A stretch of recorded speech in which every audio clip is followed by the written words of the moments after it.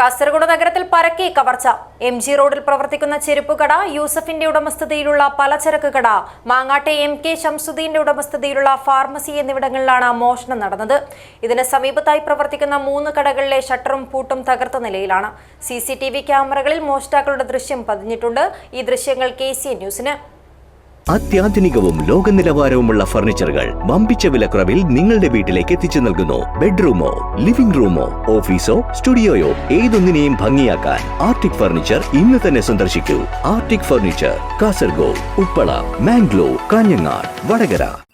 കാസർഗോഡ് നഗരത്തിലെ വ്യാപാരികളെ ആശങ്കയിലാഴ്ത്തി കടകളിൽ പരക്കെ കവർച്ചയും കവർച്ചാ ശ്രമവുമുണ്ടായി.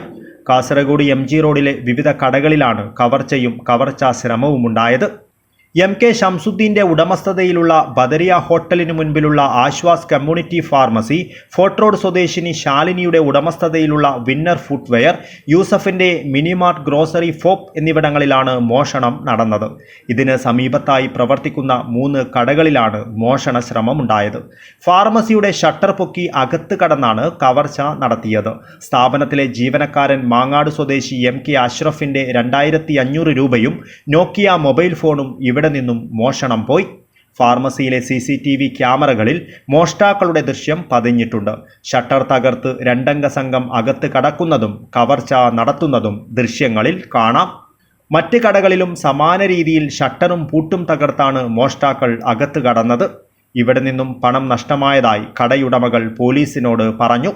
ചെങ്കള സ്വദേശി അബ്ദുൽ ഖാദറിന്റെ കടകളിൽ ഉൾപ്പെടെയാണ് മോഷണ ശ്രമം നടന്നത്. ഈ കടകളുടെയെല്ലാം ഷട്ടറും പൂട്ടും തകർത്ത നിലയിലാണ്. വിവരമറിഞ്ഞ് കാസർഗോഡ് പോലീസ് സ്ഥലത്തെത്തി. ഫോറൻസിക് വിദഗ്ധരും സ്ഥലത്തെത്തി പരിശോധന നടത്തി വിരലടയാളം ശേഖരിച്ചു.